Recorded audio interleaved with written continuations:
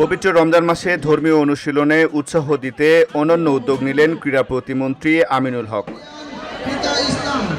5 ওয়াক্ত নামাজ নিয়মিত আদায় করায় প্রায় 317 জন কিশোরের হাতে তুলে দেওয়া হয়েছে সাইকেল। এই ব্যতিক্রমী উদ্যোগে আনন্দে উচ্ছ্বসিত কিশোররা জানায়, এমন প্রণোদনা তাদের ধর্মীয় চর্চায় আরও আগ্রহী করে তুলবে।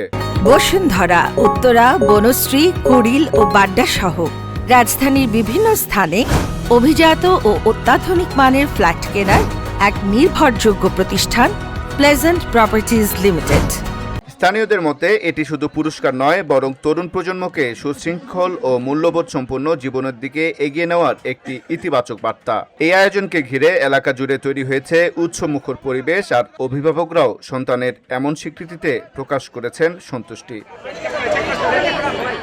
আন্নুর রাশাদ, ভিওটি বাংলা, ঢাকা। পুরস্কার প্রাপ্ত হয়েছেন, যারা উত্তীর্ণ হয়েছেন।